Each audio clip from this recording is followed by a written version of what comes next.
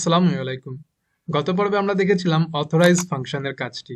এখানে অথরাইজ যদি ফলস হয় এবং তারপর যদি আমি আমার ফর্মটিকে সাবমিট করি, যেমন আমি যদি এখানে 5 দিই, 5 দেওয়ার পর যদি আমি এখানে সাবমিট বাটনে ক্লিক করি, তাহলে সেক্ষেত্রে বলতেছে আনঅথরাইজড। তখন আমাকে এমন একটি পেজে নিয়ে আসছে। এখন এই পেজটাকে আমরা আমাদের মতো করে কাস্টমাইজ করব। আমরা আমাদের মতো করে কোনো একটা পেজে তাকে পাঠাবো, রিডিরেক্ট করে দিব। তাহলে সেক্ষেত্রে আমরা কিভাবে রিডিরেক্ট করে দিতে পারি?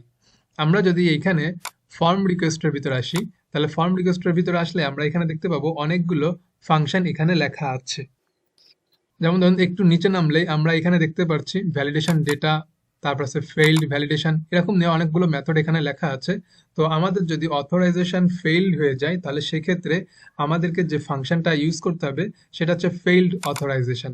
আমরা এই ফাংশনটা নিয়ে কাজ করবো। যদি আমাদের অথরাইজেশন ফেইল্ড হয়, তাহলে আমরা আমাদের এখানে আর রিকোয়েস্ট ফাইলের ভিতরে আসলাম। রিকোয়েস্ট ফাইলের ভিতরে আসার পর আমি এখানে কোড লিখে রেখেছি। তো এখানে হচ্ছে যে ফেইল্ড অথরাইজেশন, এটাকে আমি হচ্ছে যে আনকমেন্ট করে দিচ্ছি। আনকমেন্ট করে দেওয়ার পরে আমরা 3 ভাবে এই রেসপন্সটাকে পাঠাতে পারি। এইখানে একটু রিডিরেক্ট দিয়ে রাউটের মাধ্যমে এটা পাঠাতে পারি, অথবা আমরা এইচটিটিপি রেসপন্স এক্সেপশনের মাধ্যমে কাজ করতে পারি, অথবা আমরা এইভাবে শুধু ডেটা পাঠাতে পারি। নিচের দুইটা আমি এখানে কমেন্ট করে দিচ্ছি। কমেন্ট করে দিয়ে শুধু প্রথমটাকে দেখছি। এখানে দেখুন আমি একটা রাউট ডিক্লেয়ার করে নিয়েছি এবং রাউটের ভিতরে লিখেছি ইরোর।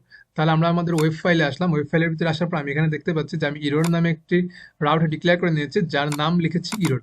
এখানে যে ইরোর নামটা লেখা আছে, এই ইরোর নামটা এখানে লেখা হয়েছে যে আমার রিডাইরেক্ট করে দিবে এই রাউটটার ভিতরে, এবং তারপর আমাকে এখানে থ্রো রেসপন্স এই কথাটা আমাকে লিখতে হবে। তাহলে সেক্ষেত্রে আমাকে একটি ইরোর মেসেজ সে পাঠাবে। তাহলে আমাদের এই যে রাউটের ভিতরে আমি যে ইরোর কথাটা লিখেছি সেটা হচ্ছে আমার ইউজার কন্ট্রোলার এর ভিতরে ইরোর ফাংশন, এই ফাংশনের ভিতরে আমি কাজ করেছি এবং এখানে কাজ করা হয়েছে একটি ভিউ ফাইল নিয়ে, এবং সেই ভিউ ফাইলে ইরোর এটা একটা বুলেট ফাইল, এবং এখানে একটা মেসেজ লেখা হচ্ছে যে অথরাইজেশন ইরোর, জাস্ট এই কথাটা লেখা হচ্ছে এখানে। তাহলে এখন যদি আমাদের এই ফর্মটাকে সাবমিট করা হয়, তাহলে আমাদেরকে এখানে ইরোরের এই রাউটটাতে রিডাইরেক্ট করে দিবে এবং আমাদেরকে যে মেসেজটা লেখা আছে সেই মেসেজটা দেখাবে। তাহলে আমি এখান থেকে ব্যাক করলাম। ব্যাক করে আমি যদি পেজটাকে রিলোড দিই, রিলোড দেওয়ার পর আমি এখানে 5 লিখলাম, দেওয়ার পর সাবমিট বাটনে ক্লিক করলাম।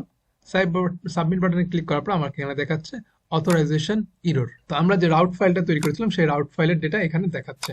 তো আমরা এটাকে আমাদের মতো করে কাস্টমাইজ করে নিতে পারি। এখন দেখুন এখানে এটা একটা উপায় যেভাবে আমরা এটাকে রিডাইরেক্ট করতে পারি। আর আমরা যখন এখানে রিডাইরেক্ট এই ফাসাদটাকে কল করব, তখন আমাদেরকে এখানে রিডাইরেক্টটাকে ইম্পোর্ট করে নিতে হবে। এটা আমরা এখানে ইম্পোর্ট করে নেওয়া হয়েছে। এখন এটাকে কমেন্ট করে দিলাম। কমেন্ট করে দেওয়ার পর আমরা হচ্ছে যে এখানে দেখবো যে throw the HTTP response exception, এই যে রেসপন্সটা এক্সেপশনটা পাঠাচ্ছে সেইটার ভিতরে আমরা হচ্ছে যে রিডাইরেক্ট দিয়ে ইরোর কথাটা লিখেছি।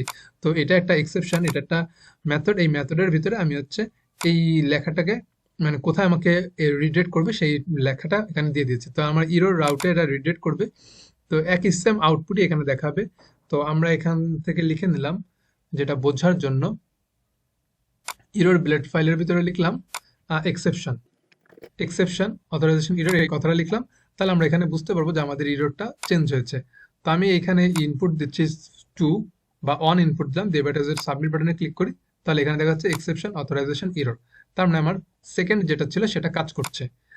এরপরে আমরা এটাকে ছাড়া আমরা এখানে এইচটিটিপি রেসপন্স এক্সেপশন এটা বাদে আমরা হচ্ছে যে এই রেসপন্সটাকে এইভাবেও আমরা পাঠাতে পারি। তো এটা সাধারণত আমি যদি কোনো ব্লেড ফাইল পাঠাই তাহলে ব্লেড ফাইলের জন্য কাজ করে, আবার যদি আমি কোনো এপিআই এর জন্য ডেটা বানাই তাহলে সেই এপিআই এর ক্ষেত্রে আমরা এইভাবে করে ডেটা পাঠাতে পারি।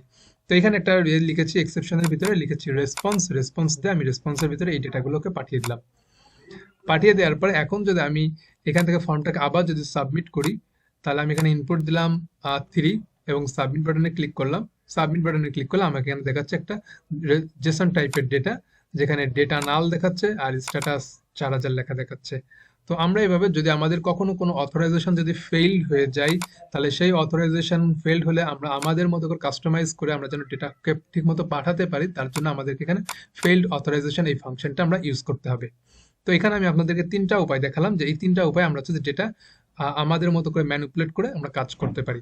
এছাড়া ফর্ম রিকোয়েস্টের ভিতরে আরো অনেক ফাংশন আছে, সেই ফাংশনগুলো স্টেপ বাই স্টেপ আপনাদেরকে দেখাবো। তো আজকে এই পর্যন্তই। Thank you for watching this video. Allah হাফেজ।